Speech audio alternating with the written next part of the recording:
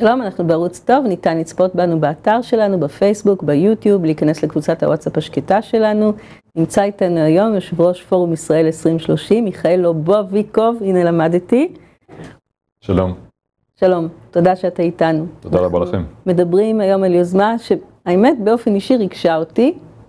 אחרי כל מכתבי הטייסים, המילואים, מגדלי הירבועים, כמו שאני נוטה לומר, שמתנגדים לרפורמה וקוראים לאסון וחורבן הבית, נאספת קבוצה של מסורבי עלייה ואסירי ציון לשעבר מברית המועצות, שיודעים אולי כמה דברים על משטר אחר ותכף תרחיב, שאומרים, אנחנו בעד הרפורמה. אז בוא תספר על היוזמה הזו. קודם כל, זו יוזמה שהיא לא באה מלמעלה, אף אחד לא ביקש מאיתנו, כמו כל מכתבי הטייסים והפרופסורים וכל שאר הדברים שאנחנו רואים את השטנץ, אנחנו יודעים גם מי עומד מאחוריהם ומי מתזמן את כל העצומות האלה. צריך להגיד שאתה מסורב עלייה בעצמך. נכון. כן. הייתי מסורב עלייה ביחד המשפחה שלי במשך 9 שנים, עד שברוך השם עליתי לישראל ב-1988. ברוך השם. גדלתי במצב הזה, עברתי את כל הקשיים של לעמוד על הרצון שלך לעלות לישראל, לשמור על הזהות היהודית וללחם על החופש ועל הצדק ועל הדרך. אני יודע בדיוק מה זה, ובוודאי שמישהו יודע את זה עוד יותר טוב ממני, לצערי מי שחווה את זה על בשרו, זה אסירי ציון שרבים מהם שמוכרים לציבור הרחב, על המאבקם של יהדות ברית המועצות בשנות ה-70 וה-80 לעלות לישראל. הם יודעים את זה והם חתמו על המכתב הזה. זו הייתה היוזמה של אסירי ציון, קודם כל. הם ידעו מה זה דיקטטורה, הם מזהים את המרכיבים ואת ההתנהגות דיקטטורית של מערכת המשפט בארץ. ולכן כשהתחיל עכשיו כל הוויכוח וכל גל ההסתה הפרועה נגד הרפורמה ונגד מי שיוזם אותה, אגב, על זה לא מדברים, זה פתאום הכל בסדר. לקרוא לרצח ראש הממשלה ולקרוא לרצח השר יריב לוין וכל שאר האיומים האנטי-דמוקרטיים בעליל שכביכול שומרי הדמוקרטיה נוקטים בהם, זה בסדר. אבל דווקא נגד הצביעות הזו גם אנחנו יצאנו. ולכן יזמנו מכתב שפורס את כל המשנה ואת כל הגישה שלנו לרפורמה, כמה היא חשובה וכמה היא נחוצה. וכמה היא משמרת את הדמוקרטיה, ולכן אמרנו שאנחנו לא יכולים לשתוק. קראתי יותר נכון את המכתב שעלה בפייסבוק, וראיתי בתגובות שאנשים אומרים, אתם שיודעים על דיקטטורה, אתם שחוויתם על בשרכם, איך אתם מעזים בכלל לתמוך במשהו שהולך להפוך אותנו, את ישראל, לדיקטטורה? מה אתה עונה לאנשים שאומרים דבר כזה? תראה, מי שמכיר, מי שיודע ומי שבמיוחד חווה את זה על בשרו, יודע שאנחנו כיום חיים תחת דיקטטורה משפטית. אנחנו יודעים בדיוק מה עשה אהרן ברק, מה הייתה ההפיכה המשפטית האמיתית שהתבצעה כאן במשך 3 עשורים. אנחנו יודעים כמה בית המשפט הישראלי לצערנו לא מציית לחוק, מצפצף לחוק, מפר את החוק בצורה בוטה, מפר את זכויות האדם, שהוא כביכול אמור להגן עליהם והוא כל כך מתפאר בזה, אבל זה לא קורה בפועל.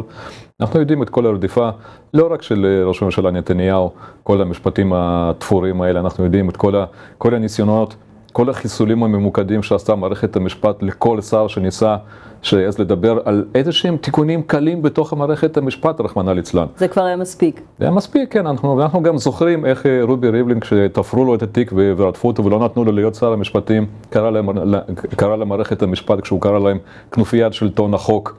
אנחנו זוכרים את זה. זוכרים גם את גדעון סער מציע הצעה, לא פחות, אפילו לפעמים חריפה יותר. זוכרים את יאיר לפיד, מדבר על אקטיביזם שיפוטי בצורה מאוד נחרצת. זאת אומרת, גם אלה שעכשיו נושאים את הדגל, הם בעצמם קראו לשינויים, ויש איזו הסכמה ככה די רחבה שנצרך שינוי. ופתאום אנחנו רואים התנגדות כל כך עזה מתוך אותם אנשים, בנט ושקד, שאלו בעצמם, אתה מגחך.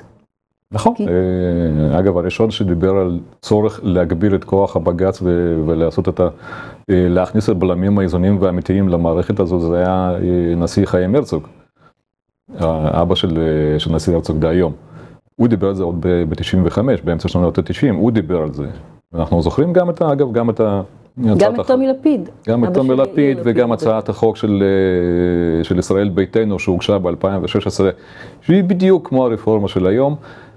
הם התהפכו כי הם בסך הכל משמרים על אותם זכויות, על אותן יכולות של מערכת המשפט שהיא פשוט גנבה לעצמה, היא לקחה לעצמה בכוח, בצורה דיקטטורית, וכופה את זה עלינו, ולכן אנחנו אומרים עד כאן, די, אנחנו לא יכולים להמשיך עם המצב הזה, וזה שכרגע המתנגדים של הרפורמה קוראים לזה דיקטטורה, זה צביעות, זה שקר, וזה פשוט הונאת הציבור בצורה פשוט אני לא זוכר משהו כדוגמת השקר הזה.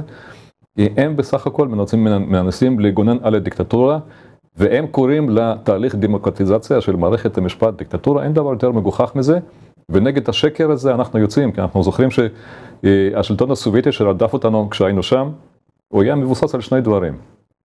הוא היה מבוסס על הפרה בוטה של החוק על ידי מערכת המשפט, ועל השקר שכיסה את ההפרה הזו. אותו דבר אנחנו רואים כאן, אנחנו לא יכולים לשתוק, כי שם היינו בגלות, חזרנו לארץ ישראל, כדי לחיות כאן לא כמו שזה היה שם, אלא לחיות כאן במדינה מתוקנת שהיא באמת אור לגויים.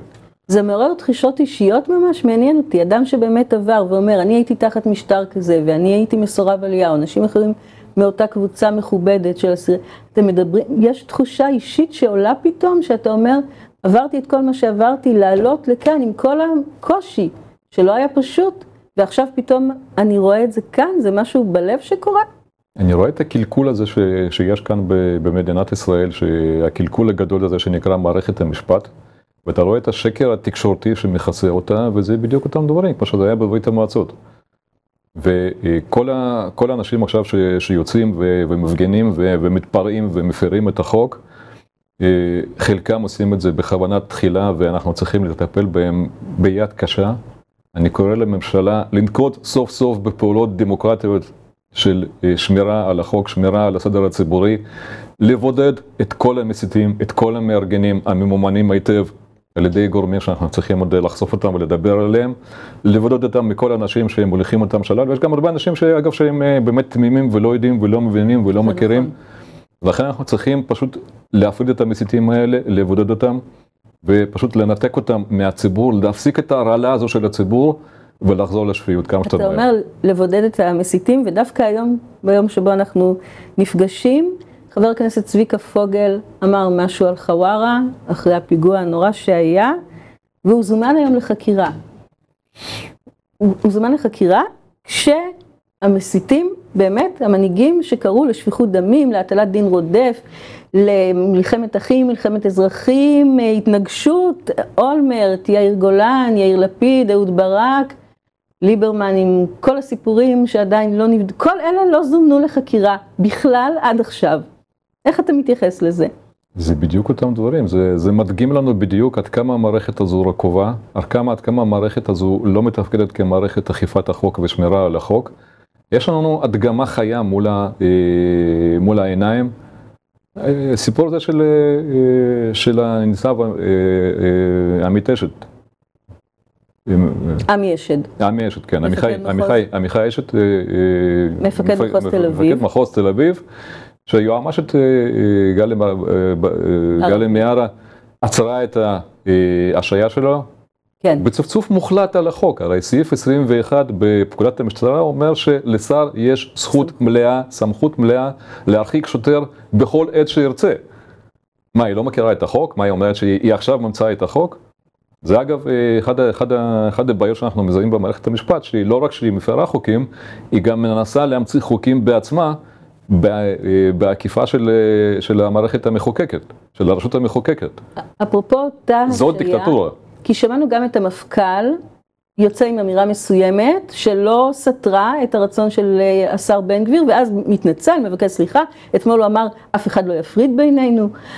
ואחר כך אנחנו שומעים גם אמירות של הרמטכ"ל, ואז חזרה בו והתנצלות, אנשים מאוד בכירים שלא נוטים לומר דברים סתם.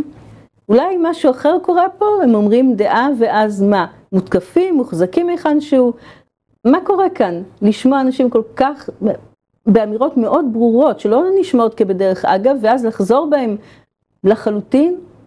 תראה, אני מקווה מאוד שאני טועה, וזו דעה אישית שלי, אבל ככה אני רואה את זה, עוד פעם, מניסיוני, ומאיך שאני מזהה את התהליכים של הידרדרות של מערכת המשפט, בתקופה האחרונה, וניסיונה לשמור על הזכויות ועל הפריבילגיות ועל הסמכויות שאין לה אותם כחוק. אין להם גבול לאן הם רוצים ללכת, ואני מאוד חושש שהם הולכים להתנגשות חזיתית בדמוקרטיה, הם חותרים באמת למלחמת אחים, זה קשה להגיד את זה. אתה אומר את זה במובן הממש פיזי של הדברים? לצערי, הם מדברים כל הזמן על איזונים ובלמים, נכון? זה המילים השחוקות האלה שהם כל הזמן אומרים, איזונים ובלמים, דמוקרטיה.